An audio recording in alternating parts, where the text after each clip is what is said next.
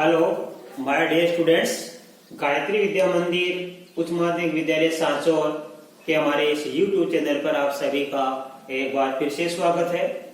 मेरे बच्चों, आज हम कक्षा 8 के अध्याय 8 राशियों की तुलना प्रश्न 8.2 के सवाल नंबर 8 से हल करना सीखेंगे। देखो हमारे सवाल लिखा हो बच्चों, एक टेलीविजन का मूल्य 13,000 रुपए है। इस पर 12% की दर से बिक्री कर वसूला जाता है। बिक्री कर कितना वसूला जाता है? 12%।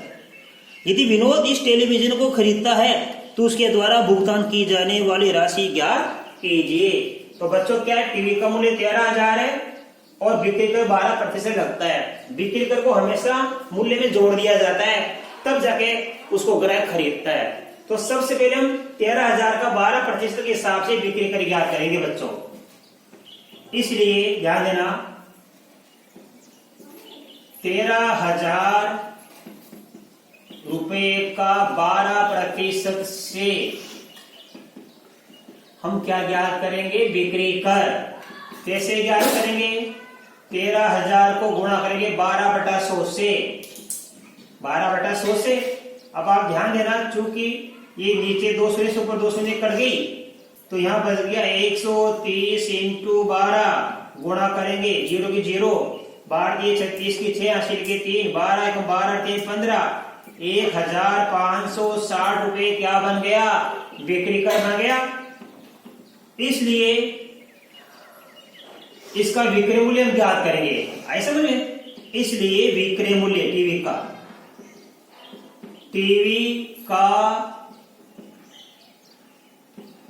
विक्रय मूल्य कैसे ज्ञात करेंगे? टीवी का मूल्य प्लस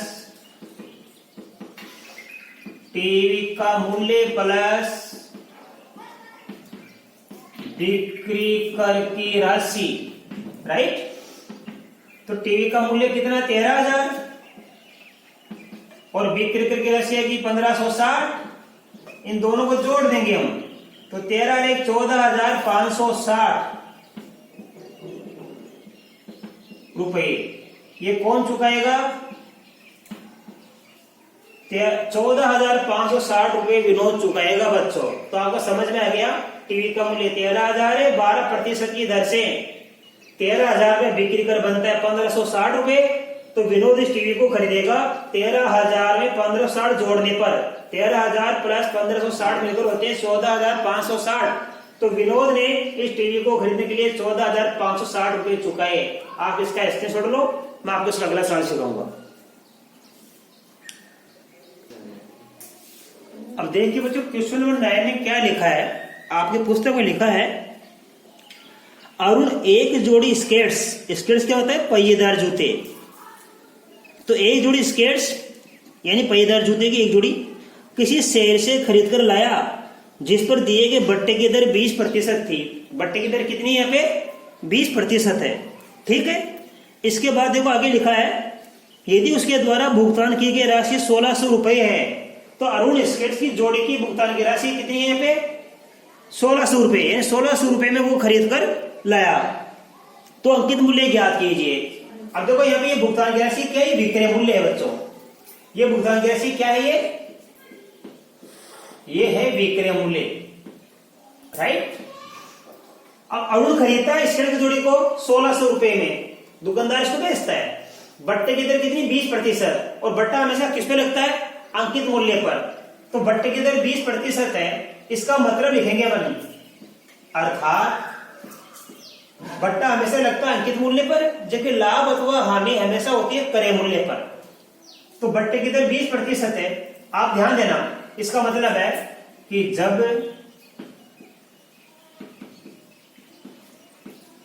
अंकित मूल्य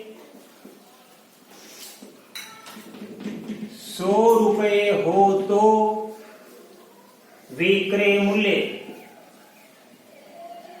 समझ रहे बात को? मैं बहुत सरल तरीके से सिखाऊंगा आपको। जब अंकित मूल्य 100 रुपए हो तो विक्रय मूल्य कितना होगा? 100 - 20 बराबर 80 रुपए। कई बार हम दुकान से वस्तु खरीदते हैं, उससे छपाव मूल्य ज्यादा होता है, पर वो कम में दे देते हैं। तो छोटे बच्चे खुश हो जाते हैं, वाह ज्यादा मूल्य की हम कम में लेके आ गए। नहीं बेटा, उसमें क्या होता है, वो अंकित मूल्य होता है। जो छपा हुआ मूल्य होता है उसका हकीकत का मूल्य नहीं होता है। मान लो इस पर छपा हुआ मूल्य मान लो 100 रुपए और 20% बट्टा मिलेगा, तो जब 100 रुपए छपा हुआ है तो आपको 100 रुपए की वस्तु कितने मिल रही है, 80 रुपए में। आए समझ में? तो यहाँ पे क्या दुकानदार ने इसका मतलब है 80 रुपए से कम में खरीदा था, तब जाके वो आपको 80 बेच रहा है। आए समझ में? तो इसका मतलब है बट्टे की दर 20%, यानी 100 रुपए पर 20 रुपए का बट्टा मिलता है। बट्टा का मतलब छूट है। तो जब अंकित मूल्य 100 रुपए हो तो विक्रय मूल्य कितना होगा, 80 रुपए। अब देखो हमारे पास विक्रय मूल्य दिया हुआ है और हमें क्या ज्ञात करना है, अंकित मूल्य। अब हमें क्या ज्ञात करना है, अंकित मूल्य ज्ञात करना है। तो बच्चों आपको बता रखा है अंकित मूल्य का अनुपात 100 रुपए है और विक्रय मूल्य का अनुपात कितना, 80 रुपए। और आपको बता रखा है हमेशा कि इस अनुपात में से जो चीज हमें ज्ञात करनी है उसका अनुपात आप ऊपर लिख दीजिए। हमें अंकित मूल्य ज्ञात करना है तो अंकित मूल्य का अनुपात 100 है, ये ऊपर लिखेंगे हम। तो 100 ऊपर लिखेंगे, बटा नीचे लिखेंगे 80। तो ये आ गया हमारे पास 100 बटा 80 और गुणा किससे कर देंगे, 1600 से। हम इसको एक ही विधि से कर सकते हैं इसे, क्योंकि 80 रुपए विक्रय मूल्य हो तो अंकित मूल्य कितना होगा, 100। इसलिए 1 रुपया विक्रय मूल्य हो, ऐसा समझ में, तो अंकित मूल्य होगा 100 बटा 80। इसलिए 1600 रुपए विक्रय मूल्य हो तो अंकित मूल्य कितना होगा, 100 बटा 80 गुणा में 1600। आप इतना बड़ा भी कर सकते हो एक ही विधि से, और एक ही विधि से नहीं करो तो आपको गणित का टिप्स सीखने, देखो अच्छी तरह सीखो आप। हमारे पास क्या है, बट्टे की तरह 20% है और विक्रय मूल्य 1600 रुपए है। अंकित मूल्य हमको ज्ञात करना है। चाहे अंकित मूल्य ज्ञात करो चाहे विक्रय मूल्य ज्ञात करो, आपको बट्टे की दर लिखिए, इसका पहले अर्थ समझो। बट्टे की दर 20% है, इसका मतलब है जब अंकित मूल्य 100 रुपए हो तो विक्रय मूल्य होगा 100 माइनस 20 बराबर 80 रुपए। 100 रुपए की वस्तु को कितने में बेचा जाएगा, 80 रुपए में बेचा जाएगा। अब अंकित मूल्य क्या करना है तो 100 बटा 80 लिख देना, और विक्रय मूल्य क्या करना है तो 80 बटा 100 लिख देना। अर्थात इनमें से जो जिसका मान हमें क्या करना है उसका अनुपात ऊपर लिखते हैं, ये आप दिमाग में फिट कर लो। तो 100 बटा 80 इंटू 1600। अब दो काटिया, एक शून्य से एक शून्य कट गया, 8 एकम 8, 8 का भाग 160 में देंगे तो 20 आता है। अब हम 100 का गुणा 20 से करेंगे बच्चों, 100 गुणा 20 बच गया, 100 को 20 से गुणा करेंगे 2000 आता है। ऐसे समझ में? इसका मतलब ये हुआ कि स्केट्स का अंकित मूल्य कितना प्राप्त हुआ, 2000 रुपए। ये इसका आंसर है। तो स्केल की जोड़ी जो हमने खरीदी वो कितना मूल्य, अंकित मूल्य वाली थी, 2000 रुपए वाली, वो कितने में लेके आया, 1600 रुपए में लेके आया। अब आप इसका स्क्रीनशॉट लो बच्चों, इसके बाद में आपको अगला सवाल सिखाऊंगा, सवाल नंबर 10।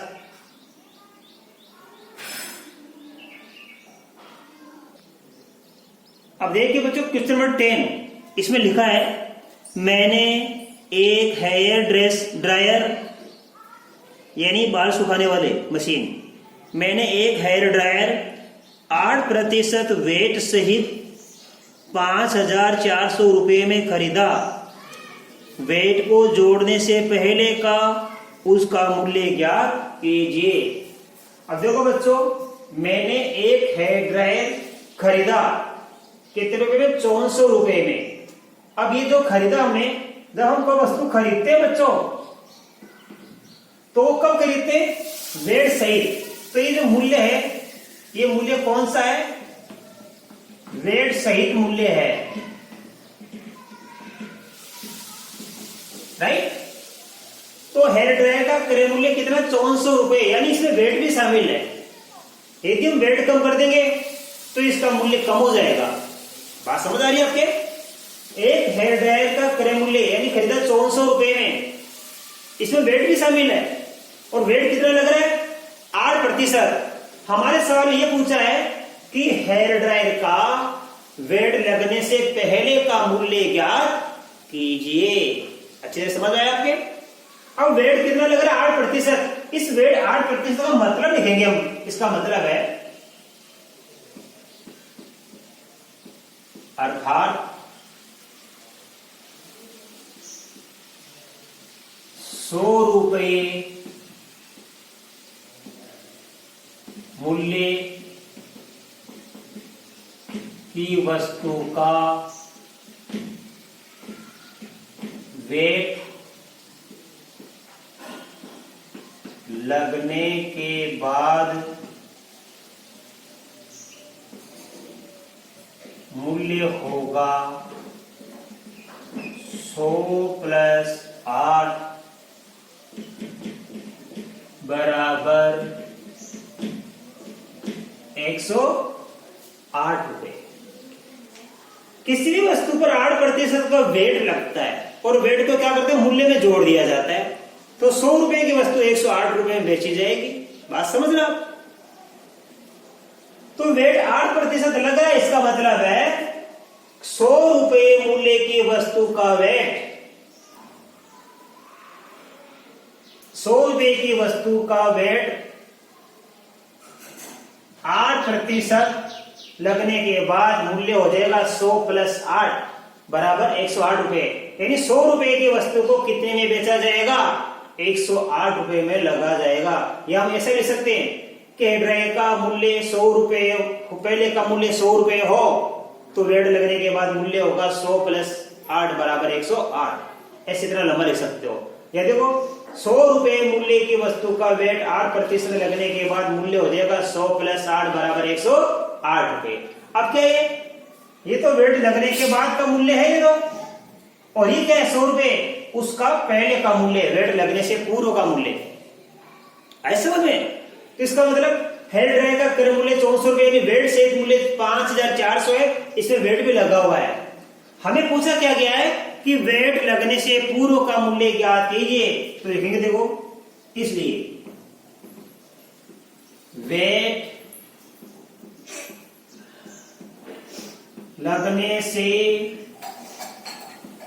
पूर्व हेयर ड्रायर का मूल्य हम ज्ञात करेंगे।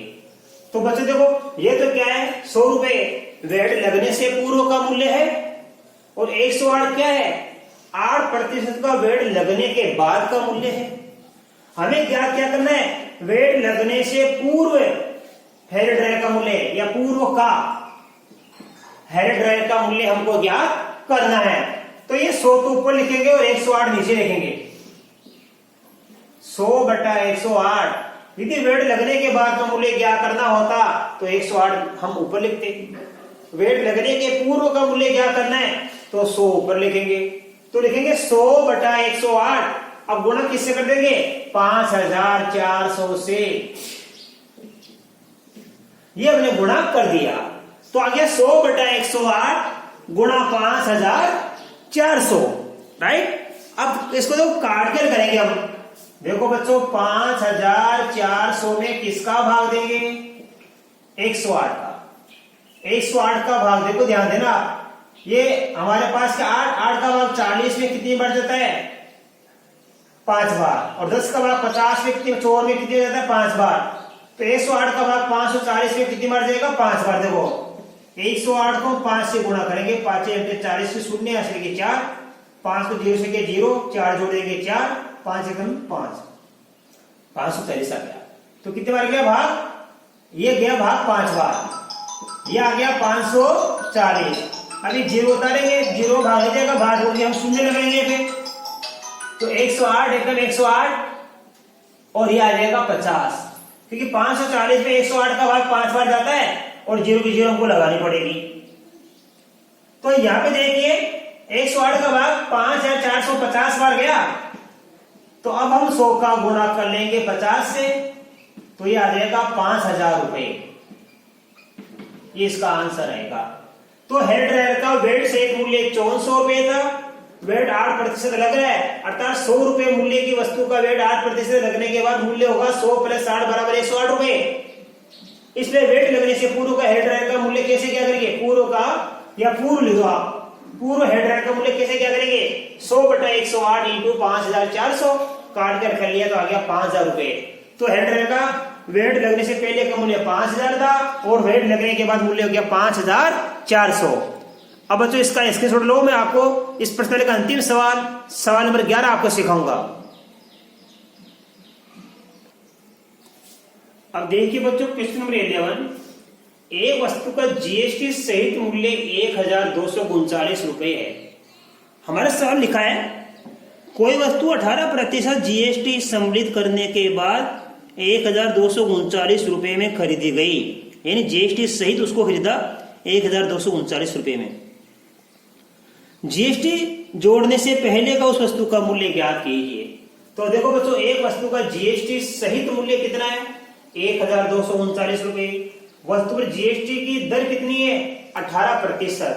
अब इसी का मतलब लिख दो आपको, अर्थात जब वस्तु का मूल्य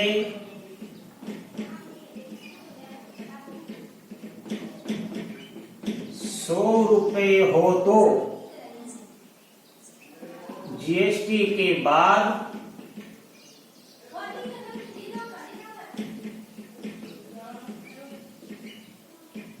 वस्तु का मूल्य कितना हो जाएगा, 100 में 18 जोड़ देंगे, फिर जीएसटी को हमेशा वस्तु के मूल्य में जोड़ दें। 100 + 18 बराबर 118 रुपए, राइट। अब हमें क्या करना बच्चों, वस्तु का जीएसटी पूर्व का मूल्य, इसलिए वस्तु का जीएसटी पूर्व का मूल्य, तो ये 100 रुपए क्या वस्तु का पूर्व का मूल्य है और जीएसटी के बाद का मूल्य 118 है। हमें क्या करना, वस्तु का जीएसटी पूर्व का मूल्य, तो ये 100 ऊपर लिखेंगे और 118 नीचे लिखेंगे। 100/118, राइट, गुणा करेंगे 1239 से। अब आप इसको काट कर लीजिए, 100 गुणा 1239/118, ठीक है। अब आप इसको काट कर करेंगे तो आप दो तरीके हैं, हमारे पास क्या है, हम इसको गुणा कर लेंगे, 1239 को ना सोचते करेंगे, 00 लग जाएगी, और भाग किसका देंगे, 118 का, राइट। तो ये हो गया मेरे पास 1239 को 100 से गुणा करेंगे, 1,23,900 आ गया, इसमें 118 का भाग देना। अब मैंने भाग देके देख लिया, आप भी देख सकते थे, वो अच्छी तरह सीखना। 118 का भाग देंगे तो 123 में एक बार गया, बच जाएगा 5, उतारेंगे 9 तो भाग टूट के 0, उतारेंगे 0। अब 118 का 590 में जाता है, पूरा 5 बार, 590 आ गया। अब 0 बच गया, ये नीचे 0 उतारेंगे, फिर भाग टूट के 0, तो भाग गया 1050 बार। ये आ गया आंसर। तो वस्तु का जीएसटी पूर्व का मूल्य कितना हो गया, 1050 रुपए। वस्तु का जीएसटी सहित मूल्य था 1239 रुपए और वस्तु का जीएसटी की दर है 18%। तो जैसे वस्तु पर जीएसटी की दर लगेगी तो मूल्य 1239 हो गया, और वो जीएसटी लगने से पहले मूल्य कितना था, 1050 रुपए। यदि ये जीएसटी नहीं लगती तो वही वस्तु हमको कितने में मिलती, 1050 रुपए में मिल जाती। लेकिन चूंकि वस्तु का मूल्य 1050 रुपए है, 18% की जीएसटी और लग रही है, तो जीएसटी लगने के बाद कितना मूल्य हो जाएगा, 1239। तो बच्चों आज आपकी प्रश्नावली कंप्लीट हो गई। बाकी आगे की प्रश्नावली मैं आपको कल नए वीडियो में सिखाऊंगा। तब तक के लिए धन्यवाद।